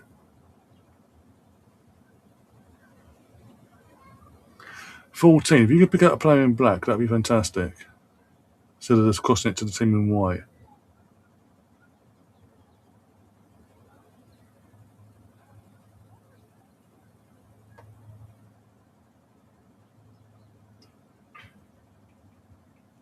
That's concerned. He's done his hamstring again. Bloody hell.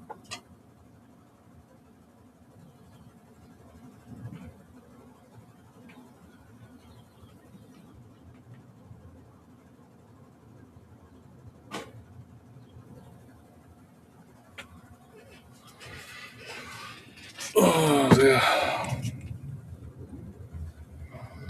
A couple more subs coming from Morocco.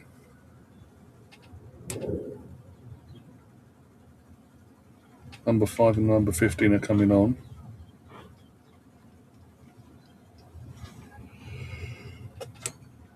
Number 14 is coming off.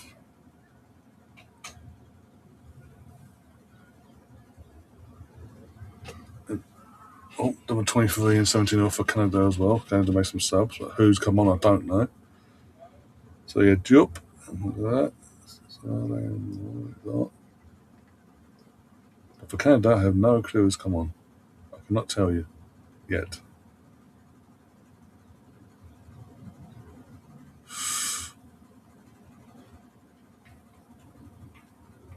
And now Bono's pretending he's fucking injured. Okay, of course he is. Because the ball's landed outside the box to Canada player. My arm!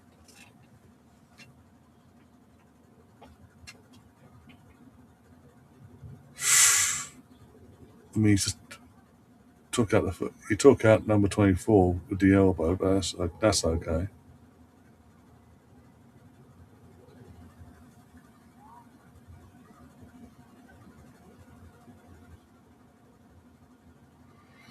The USA-Belgium game is going to be interesting. Yeah, just a tad. If you're USA going into that game, you should fancy yourself when you consider how Belgium have performed in this World Cup so far.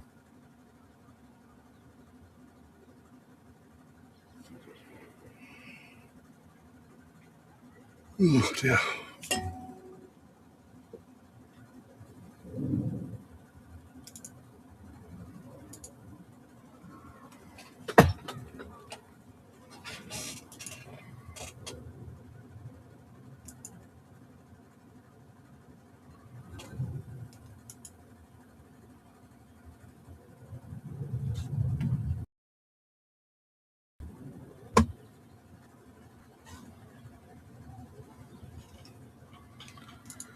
Right, let's have a look about this house. Another Arsenal shirt. Another Arsenal shirt.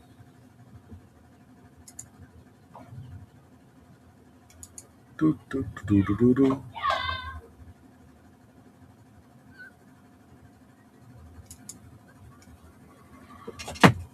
wonder why no beer cups ever came Never tried to get Bonner. Yeah, get that.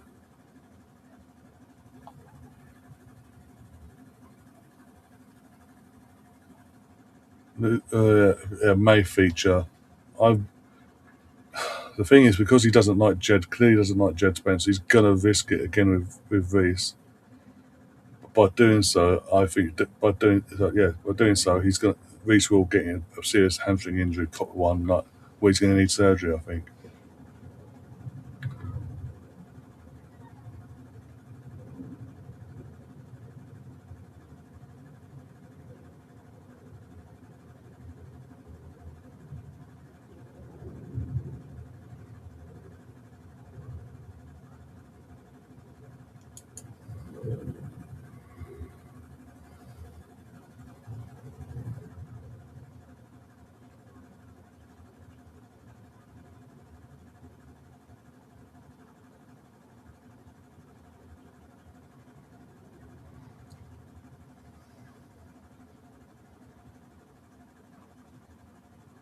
because that's not Val.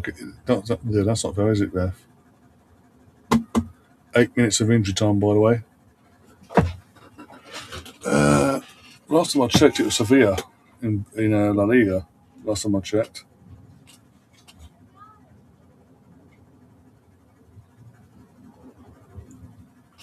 of course, Michael.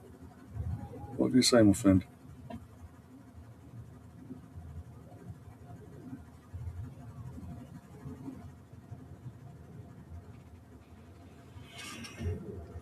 True.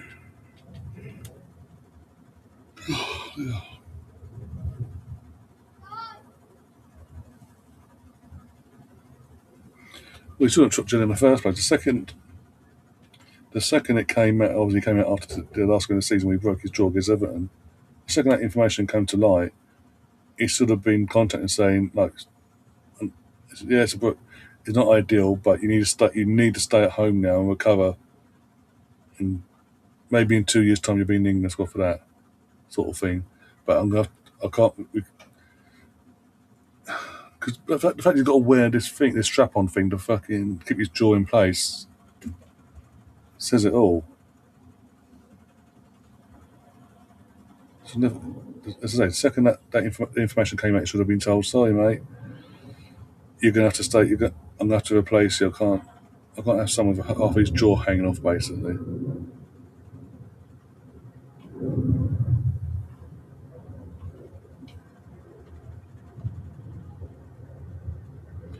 Yet again, Jonathan David showing me everything I've seen before, and why. I just don't get the hype around him. I really don't.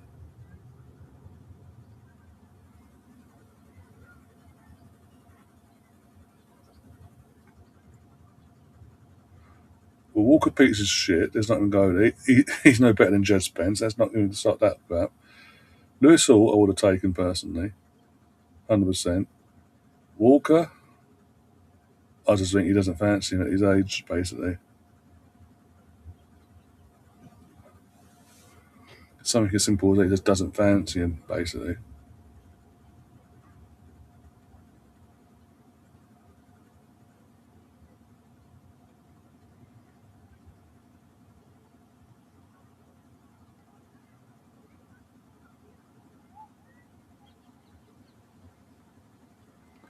I will say this: I think if Thomas Tuchel hadn't been given the contract extension to take him to the Euros, I think the likes of Maguire and Walker may have been picked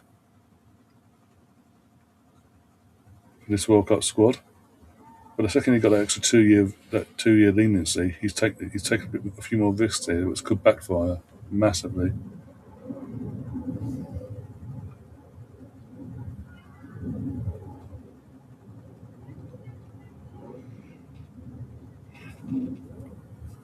Yeah.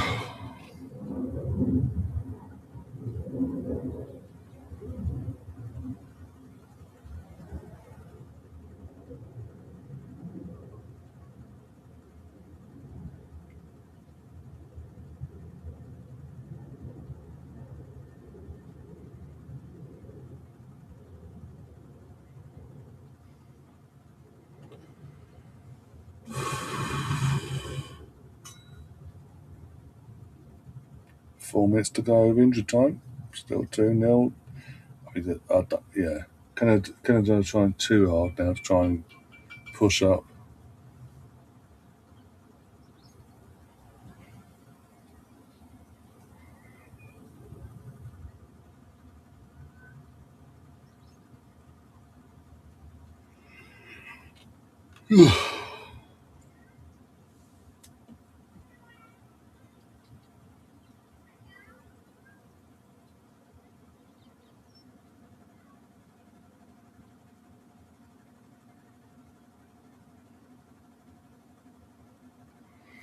Don't know how that became a corner, but okay, sure.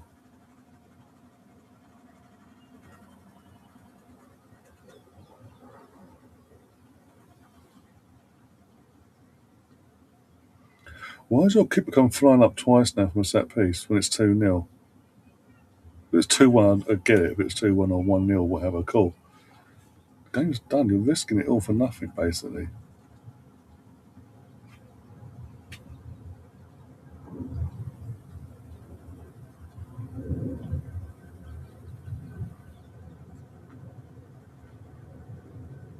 Free kick.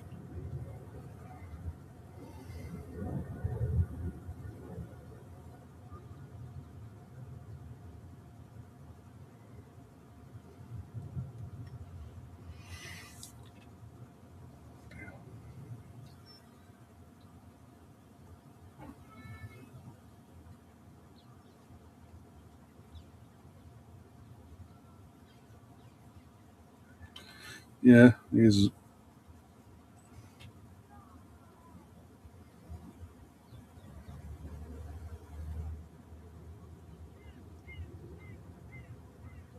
just needed to touch that. Anyone to touch it. What the fuck are you doing, you idiots?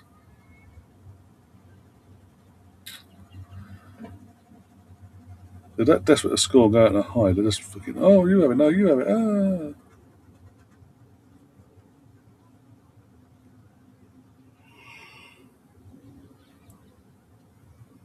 Oh, dear.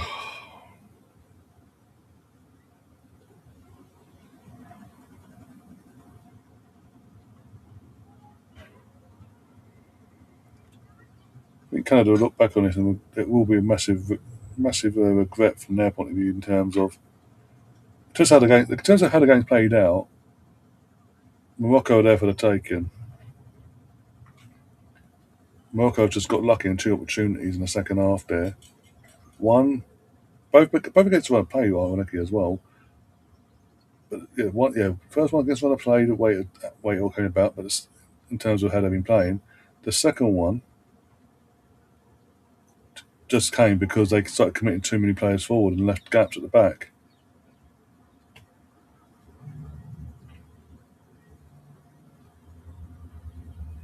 What was the target for Canada? Yeah, I'd say this is pretty much their bare minimum target sort of thing. Get out of the groups, pass the first knockout round, and yeah, take it from there basically.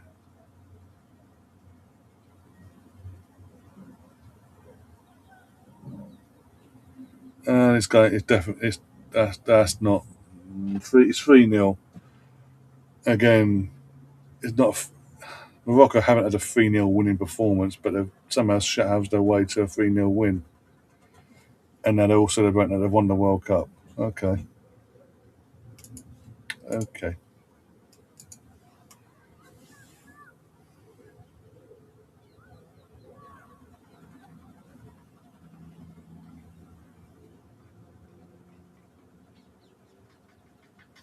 Yeah. Like I say, besides that, like, it isn't 3-0 as a whole for a scoreline, it, it flatters Morocco, if you ask me. Because they have been, yeah, because they've been poor today. Not to say, prior to of that happening there. Morocco were there for the going how this game's played out. Morocco were there for the taking. It's just that Canada didn't take the opportunities in the first half, and they've been punished in the second twice now for overcommitting, trying to get back into the game.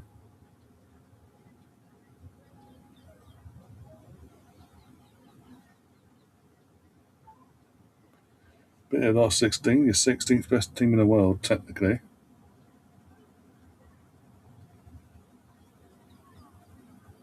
All things considered.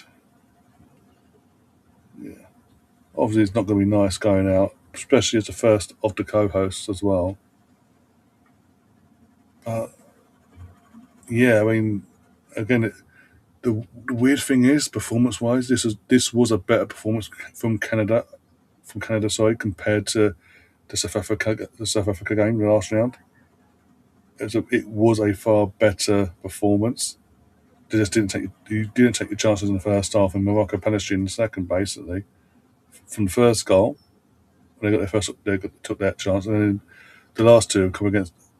The last two have come because you've committed so many forwards to try to get back in that they've just done you on a counter attack and sealed it off that way. I'm going to finish my first season tomorrow. All right, cool.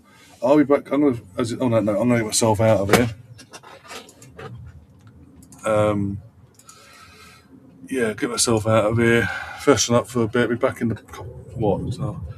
In an hour and 45 minutes, basically, for Paraguay versus France. I haven't seen it up yet, but we'll be setting that up very soon. So keep an eye out for that. And I'll see you soon. If you haven't already, hit the like button, subscribe to the channel, and all that jazz. Join if you want to become a member as well. But yeah, we'll see you in about an hour and 40 minutes for Paraguay versus France. See if Paraguay can cause another upset, or France go so too much strength and basically box them off the park. We'll see. Until then, though, take care of yourselves and come on, England.